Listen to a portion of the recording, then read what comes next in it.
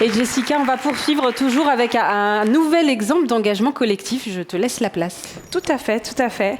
Un nouvel exemple dans lequel on va justement valoriser la manière dont on a besoin de rassembler nos forces, également entre secteurs public et privé. Et on va en discuter tout de suite avec Joséphine Labroue, directrice générale adjointe de la communauté Les entreprises s'engagent. Bonjour. Bonjour Joséphine. Bonjour.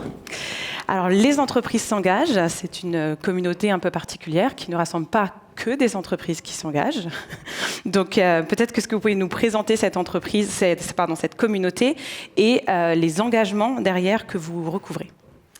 Oui, en effet, on est une communauté un peu particulière, alors qui est complémentaire d'autres collectifs. On a entendu la Convention des entreprises pour le climat juste avant. Nous, la particularité est qu'elle rassemble évidemment des entreprises qui s'engagent. Aujourd'hui, c'est 96 000 entreprises qui sont mobilisées au sein de ce collectif, mais aussi l'ensemble des acteurs qui peuvent soutenir cet engagement, et en particulier l'État. La création de la communauté Les entreprises s'engagent était partie du constat que l'État, évidemment, c'est d'ailleurs son travail de faire des choses pour l'intérêt général, avec à travers beaucoup de dispositifs, d'outils qui peuvent être utilisés, l'ensemble de ces opérateurs, mais que les entreprises aussi faisaient des choses pour l'intérêt général. Parfois, elles ne le formulent pas comme ça, mais malgré tout, elles font des choses pour l'inclusion, pour l'environnement, pour l'égalité, pour les transitions. Ça a été évoqué aussi ce matin. Et donc, l'enjeu, c'était de savoir comment on arrive à faire en sorte que ces deux mondes-là, qui se connaissent pas toujours très bien, se connaissent mieux, apprennent à échanger ensemble et puis puissent rassembler d'une certaine manière leurs énergies sur certaines priorités pour pouvoir augmenter justement l'impact collectif. Donc aujourd'hui, on a parmi les thématiques qu'on traite, mais c'est en permanente évolution, évidemment le sujet de la jeunesse, l'emploi, l'accompagnement des jeunes, qui a été qui est un des programmes phares qui rassemble évidemment beaucoup d'entreprises, les sujets de handicap, d'égalité professionnelle, de sobriété énergétique, biodiversité, mais aussi les achats inclusif, l'emploi des personnes sous main de justice, l'emploi, l'accompagnement et l'accueil des personnes réfugiées ou déplacées. Donc c'est progressivement toute une palette d'engagements, d'outils et de solutions qui sont mises à disposition des entreprises, en gros sur tous les champs de la RSE, pour pouvoir les accompagner, soit à faire le premier pas, c'est important, ça fait aussi partie de notre approche, soit à aller plus loin, à le raconter, à le valoriser. Vous parlez de 96 000 entreprises accompagnées. On se parle de quel type d'entreprise ? Tout type d'entreprise, en fait. C'est à l'image, en tout cas en termes de taille du tissu économique français.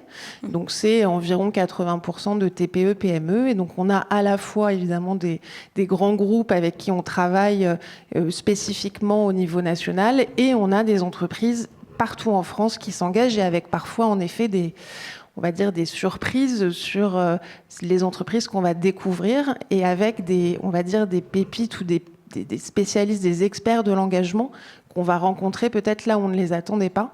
Moi, je vais toutes les semaines dans les territoires à la rencontre des collectifs qu'on a au niveau territorial. Et on rencontre, il n'y a pas longtemps, j'étais dans l'Oise avec dans une petite usine de fabrication. Alors, je ne suis pas spécialiste de l'industrie, mais de fabrication de pièces en métal pour l'industrie. Et en fait, le dirigeant d'entreprise que j'ai rencontré ne comprenait pas en quoi ce qu'il faisait avait de la valeur, mais en attendant, il est passé à la semaine en 4 jours pour le bien-être au travail de ses collaborateurs, pour aussi des questions de transition environnementale, parce qu'il peut éteindre les machines pendant 3 jours. Il a recruté une jeune femme qui vient de l'aide sociale à l'enfance, qui l'a pris en apprentissage et qui, depuis à 21 ans, manage une équipe de 3 ouvriers de 50 ans ou de 40 ans. Enfin voilà. Et donc, on a plein d'entreprises qui sont pas connues, qu'on ne connaît pas. Quand on pense RSE et engagement, c'est pas à celles-là qu'on pense, mais pour autant, nous on l'observe, ce sont elles qui arrivent à avoir un impact aussi très important dans les territoires, au plus près des réalités des territoires et des personnes qui y habitent. Et donc, est-ce que vous accompagnez surtout des entreprises qui ont déjà cette volonté d'impact, ou est-ce que parfois l'idée c'est d'aller justement susciter cet engagement dans les entreprises ? C'est vraiment les deux, en fait, parce qu'on en a certaines qui vont nous rejoindre parce qu'elles font déjà des choses, elles ont envie de le raconter, de le partager, d'en faire bénéficier aussi d'autres entreprises au sein de ce collectif. Elles ont envie aussi parfois d'explorer des nouvelles thématiques. Peut-être qu'elles ont été très sensibilisées, et souvent par l'intermédiaire du dirigeant, par exemple au sujet du handicap. Mais aujourd'hui, elles veulent aller plus loin et elles veulent découvrir des outils et solutions que nous, on leur met à disposition par l'intermédiaire des opérateurs de l'État qu'on rassemble. Il y en a plein, en fait, les entreprises ne le savent pas, mais il y a beaucoup de choses qui sont là pour pouvoir les accompagner. Et puis, on en a d'autres qui vont venir, par exemple, ça a été évoqué tout à l'heure, on peut avoir un peu une convergence d'intérêts entre les besoins de l'entreprise et l'impact que ça peut avoir. Exemple, sur les tensions de recrutement qu'il y a pu y avoir il y a quelques années, les entreprises qui arrivaient moins à recruter ont dû ou ont su recruter différemment. Et donc s'ouvrir à d'autres profils, des profils auxquels elles n'étaient peut-être moins habituées, ou recruter différemment par des process de recrutement un petit peu innovants, différents. On a lancé des job dating sportifs partout en France, on lance des actions de recrutement par la culture, pour lever l'ensemble des freins qui peuvent encore exister sur ce process. Et donc là, précisément, on a une convergence entre, les intérêts de l'entreprise qui peut recruter, qui peut continuer de développer son activité, et deux, l'intérêt général et l'impact que ça peut avoir vis-à-vis des personnes qui pouvaient être en difficulté d'accès à l'emploi. Et le troisième impact, c'est aussi la manière dont ça fait évoluer les entreprises de l'intérieur, avec une fidélisation des collaborateurs beaucoup plus forte quand on a un alignement entre les valeurs de l'entreprise et les actions qu'elle met en place, et puis une durabilité pour arriver on le pense en tout cas, une augmentation de la performance à long terme. Ouais. Et donc cette coalition, comme on le dit, donc c'est une communauté, les entreprises s'engagent. C'est une coalition entre des entreprises, l'État, l'administration, vous le disiez, également la société civile. Comment est-ce que cette collaboration se met en place et qu'est-ce qu'elle permet ? En fait, elle se met en place à plusieurs niveaux.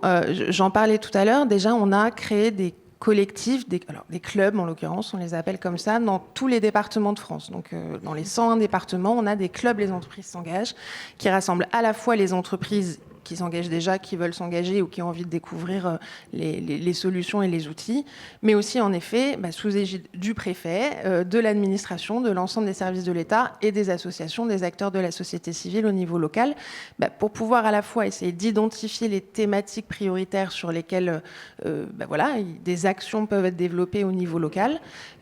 Par exemple, dans le Finistère, où j'étais il y a 2 semaines, il y a un sujet de mobilité pour les demandeurs d'emploi pour accéder à des forums emploi, par exemple.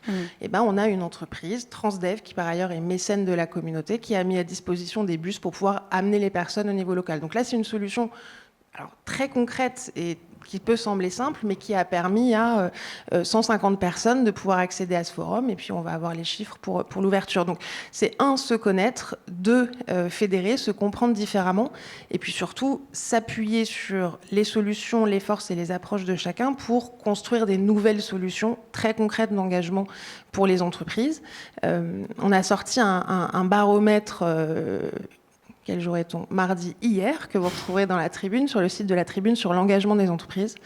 Aujourd'hui, on était assez étonnés des chiffres. C'est 82% des dirigeants d'entreprises de toute taille qui estiment que c'est de leur rôle de mettre en place des pratiques sociales et environnementales.